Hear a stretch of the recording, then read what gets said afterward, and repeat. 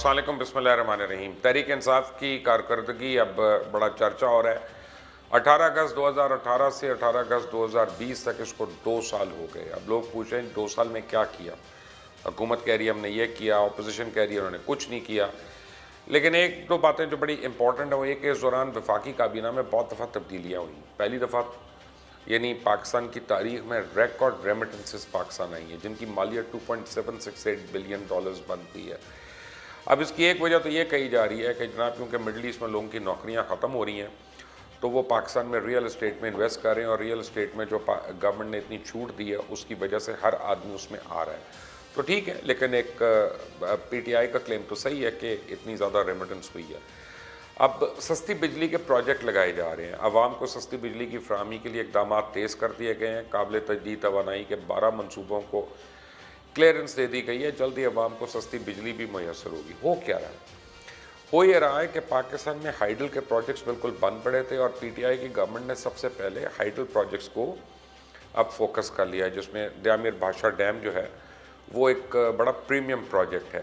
देखिए, अयूब खान के ज़माने में डैम्स बने थे, तरबेला हो और मंगला हो और सिमली हो, ये सारे जो थे। और जनरल मुशर्रफ के टाइम पे उन डैम्स की रीबिल्डिंग हुई थी, उनको दोबारा से बनाया गया था और उनकी कैपेसिटी को ठीक किया गया था, पहले से ज़्यादा किया गया था। तो वो तो क्योंकि पहले के थे और उसको रीवर्क उसके ऊपर किया गया था, तो आम आदमी को पता नहीं, लेकिन मुशर्रफ के टाइम पे बहुत काम हुआ। और अब यानी उसके बाद हुआ, पहली दफ़ा ऐसा हुआ है कि किसी हुकूमत ने IPPs को हाथ तो डाला ना, एहतसाब किया। ठीक है, हमें उम्मीद कम है कि उनसे ज़्यादा मिलेगा, लेकिन कम से कम कोई 110 बिलियन तो उनसे वापस लिया गया ना। शुगर माफिया का हमेशा जिक्र होता था, अयूब खान के ज़माने से होता था, लेकिन पहली दफ़ा शुगर माफिया को बेनकाब किया गया, जिसमें हुकूमत के अपने अंदर बड़े लोगों की बहुत ज़्यादा सुबकी हुई है। अब पाकिस्तान की पहली बारी एक्टिव फॉरेन पॉलिसी आई और फ्रंट फुट के ऊपर सफारती सतह पर तो पाकिस्तान ने बहुत कामयाबियाँ हासिल की। ख़ास तौर पर मसला कश्मीर को आलमी सतह पे उजागर किया। मैं समझता हूँ कि इमरान खान की जो स्पीच यूनाइटेड नेशंस में थी, that was a win win win speech, और उसकी वजह से दुनिया को ये पता चला कि Kashmir is the flash point between 2 nuclear countries. और कश्मीरियों की जो प्लाइट है, जब इमरान ने बहुत एक यानी तरीके से मोदी को फाशिज्म से लिंक किया और मोदी फाशिस्ट मोदी कहा, तो सडनली यूरोप के, अमेरिका के और जो वेस्ट था उसके एंटने खड़े हो गए और उन्होंने इस बात को नोटिस करना शुरू किया। और उसके बाद की बात है कि वॉशिंगटन पोस्ट हो, न्यूयॉर्क टाइम्स हो या स्काई टीवी हो, कोई भी हो, गार्डियन हो, ये इन्होंने ह्यूमन राइट वायलेशन जो है इंडिया में उसके अंदर इन्होंने लिखना शुरू कर दिया, उसके ऊपर स्पेशल रिपोर्ट्स बनना शुरू हो गई। इससे पहले शाइनिंग इंडिया की कैंपेन चलती थी। पिछले 2 सालों में पाकिस्तान को चैन भी नहीं लेने दिया गया। लेकिन आप देखें, एक प्रॉब्लम दूसरा प्रॉब्लम, कभी अफ़गानिस्तान से हमले की बातें हो रही हैं, कभी इंडिया जो है वो बलूचिस्तान के अंदर रॉ के ज़रिए ऑपरेट कर रहा है। LOC तो बाकायदा हर दूसरे दिन उसकी वायलेशन हो रही है। कभी इधर से ड्रोन हमले, कभी अभिनंदन वाला वाक़या ले लें, कभी वो कहते हैं पे लोड फेंक के चले गए, लेकिन वो कहते हैं हमने हमला कर दिया, हमने मदरसे को उड़ा दिया। लेकिन आज क्या है उसके बाद? आज 2 साल के बाद अल्हम्दुलिल्लाह खित्ते में इंडिया जो है तन्हाई का शिकार हो चुका है, और अमेरिका का उसको आसरा, और अमेरिका इस खित्ते का मुल्क नहीं है। पाकिस्तान की कामयाब सफारतकारी की वजह से इंडिया का जो मकरूज चेहरा है कश्मीर के ऊपर वो बेनकाब हो चुका है। भूटान से उसके ताल्लुकात ख़राब हो गए हैं, श्रीलंका से उसकी नहीं बन रही है, नेपाल जो है उससे बहुत कशीदा है उसके ताल्लुकात, बांग्लादेश ने उसको आंखें दिखाना शुरू कर दी हैं। खुद इंडिया के अंदर जो अलहदगी की तहरीकें हैं उन्होंने सर उठाना शुरू कर दिया एक दफ़ा फिर। अब पाकिस्तान तहरीक इंसाफ के वादों पे अगर नज़र डालें तो 2 सालों में बैरून मुल्क से लौटी हुई दौलत वापस लाने के लिए स्पेशल टास्क फोर्स बनाई गई है। जब 5 मिलियन घरों की तामीर के लिए पॉलिसी फ्रेमवर्क के मुताबिक काम शुरू हो चुका है, कुछ मुकम्मल हो चुका है। लोग मुझे कहते हैं कि यार ये पैसों की बातें बड़ी हो रही हैं, करप्शन की बातें बड़ी हो रही हैं, एक धेला तो आया नहीं है पाकिस्तान में, नहीं आ सकता ऐसे। उसकी वजह है कि आपको कानून साजी करनी है, आपको अपने कवानीन में तब्दीलियाँ करनी है, और आपको पहले लोगों को अपनी अदालतों के थ्रू जब आप उनको मुजरिम गर्दानते हैं तो उसके बाद अदालतों के अहकामात के तौर पे फिर आप इंटरपोल को रब्ता करते हैं, आप स्कॉटलैंड यार्ड को रब्ता करते हैं, आप और जगहों की पुलिस को रब्ता करते हैं, वरना वो उसको पॉलिटिकल विक्टिमाइजेशन में लेते हैं और उसमें बिल्कुल भी आपको हेल्प नहीं होती है। अब इसके ऊपर काम शुरू हुआ है, अब देखते हैं। और बैरून मुल्क पाकिस्तानियों को वोट देने का हक बहुत ही इम्पॉर्टेंट एक ये काम है, पार्शली अभी कंप्लीट है, लेकिन मैं भी ये समझता हूँ कि बैरून मुल्क पाकिस्तानी जो है उनको वोट देने का हक होना चाहिए। उनकी वजह से ये मुल्क चलता है, उनकी रेमिटेंसेस की वजह से इस मुल्क को लाइफ लाइन मिलती है। और बैरून मुल्क पाकिस्तानी जो है उनको यहाँ पे बहुत मसाइल हैं। वो एयरपोर्ट से अंदर आते हैं तो उनके मसाइल शुरू हो जाते हैं, उसके बाद उनके घरों पे कब्जे, उनकी जायदादों पे कब्जे का उनको हमने सफारत खानों के बाहर भी हमने लाइनों में उनको लगाया होता है कि NIC रिन्यू कराने के लिए, पासपोर्ट रिन्यू कराने के लिए। जब उनके नुमाइंदे यहाँ पे होंगे, जो लोग उनके उस पर वोट पे आए होंगे, तो उनकी एक्सेस होगी हमारे पावर कॉरिडोर्स में, जो कि बहुत ही इम्पोर्टेंट है। लोगों की पुलिस तक रसाई बहुत आसान हो गई है, इसमें कोई दो राय नहीं है। प्रोफेशनल IGPs जो हैं उनकी तैनाती है, और अक़लियतों के लिए नेशनल कमीशन के क़याम के लिए एक फ्रेमवर्क पार्शली कंप्लीट है। PTI की हुकूमत को इस ज़मीन में बड़ी तानों का भी फेस करना पड़ा उनको कि जी ये फ़लाँ माइनॉरिटी को वो दे रहे हैं, प्रेफरेंस दे रहे हैं, ये फ़लाँ माइनॉरिटी को दे रहे हैं। पहले आपको याद होगा इमरान खान ने सारी अपनी जो अपोजिशन की कैंपेन है एज एन अपोजिशन मेंबर, वो जूइश कैंडिडेट के तौर पे उन्होंने गुजारी की जी जुमाइमा से शादी हो गई, वो जू है, तो गोल्ड स्मिथ की बेटी है, तो ये सारा प्रोपेगेंडा। लेकिन वो नहीं ऐसा हुआ। अब इमरान खान वाहिद आदमी है कि जो खड़ा हुआ कहता है कि मैंने नहीं इसराइल को रिकगनाइज़ करना, लेकिन वही लोग जो उसको यहूदियों का एजेंट कहते थे, अब वो माफ़ी मांग लें नहीं।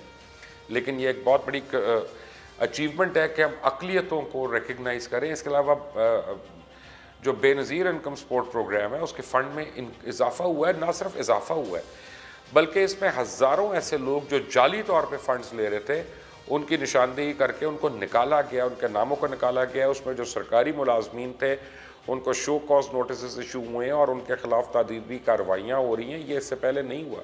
अच्छा, अब वज़ीर आज़म हाउस को यूनिवर्सिटी में बदलने समेत 37 प्रोग्राम्स जो हैं वो अंडर प्रोग्रेस है। इसके ऊपर मजाक भी लोग बड़ा उड़ाते हैं कि जी अभी भी शुरू नहीं हुआ, तो ये नहीं हुआ, तो कैसे एकदम से तो नहीं हो सकता ना। एक चीज़ आप बनाते हैं, उसको किसी मिनिस्ट्री के अंडर देते हैं प्रोजेक्ट, उसका एक तरीका कार है, उसका प्लान बनता है, उसके ब्लूप्रिंट्स बनते हैं, उसका PC1 बनेगा, PC2 बनेगा, सबमिट होगा, अप्रूवल्स होंगी, फिर वो नीचे तक आएगा। अगर आप वैसे कर देंगे तो नैब का पक्का केस है।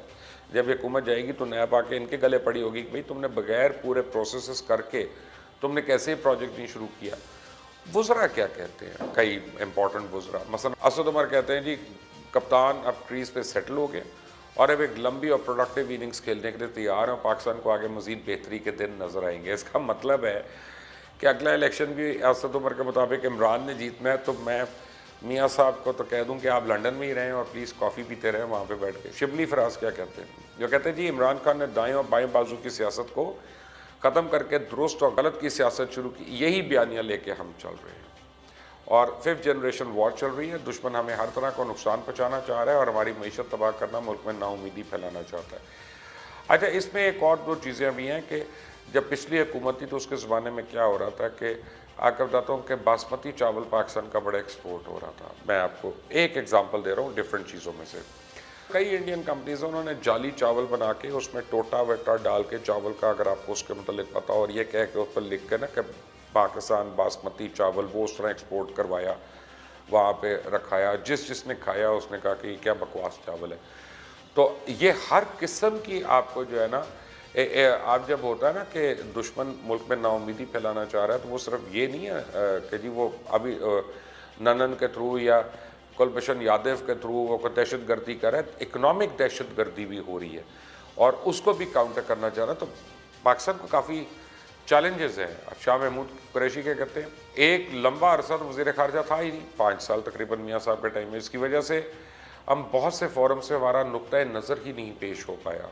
और नवाज शरीफ तो खुद ही ये ओहदा संभाल रखा था और उस वक्त भी हम कहते थे कि यार किसी को तो बना लो, लेकिन उनको डर लगता था कि कोई इंटरनेशनली ज़्यादा नून ना हो जाए उनसे। अपनी कामयाबियों को देखने के लिए दायमी हरीफ जो है उसके अक़राइज़ व मकासद और अपनी कोशिशों को देखना होगा। भारत की पाकिस्तान को तनहा करने की पॉलिसी में टोटली नाकामी हुई, फेलियर रहा, पाकिस्तान कामयाब रहा। जनूबी एशिया के तमाम अराकीन जो हैं वो भारत की तोसी पसंदाना डिज़ाइन पर मोतरज़ है। पाकिस्तान तो कहता ही था ना, लेकिन आज चाइना भारत के तौसी पसंदाना मनसूबा पर सवाल उठा रहा है और लद्दाख में जो हुआ वो आप सबके सामने है। नेपाल की पार्लियामान से मंजूर होने वाली करारदादें आपके सामने है। बांग्लादेश जिसे भारतीय कैंप तस्वर किया जाता था, वहाँ शरीयत कानून के बाद सर्द-मेहरी, तुर्की के साथ अच्छे ताल्लुकात। कश्मीर का मसला इतना पुराना है जितना पाकिस्तान, लेकिन ये इसे इमरान खान की हुकूमत में बैन अल-अक़वामी सतह पर उजागर किया गया, जो मैंने आपको बताया, और एक साल में 3 मरतबा सलामती काउंसिल में कश्मीर का मसला ज़ेर बहस आया और अक़वाम मुत्तहिदा की इंसानी हकूक़ के कमिश्नर ने कश्मीर पर 2 रिपोर्ट शाये की जिनमें भारत को बेनकाब किया गया और OIC के 4 इजलास हुए जिसमें कश्मीर के मसले पर बात हुई।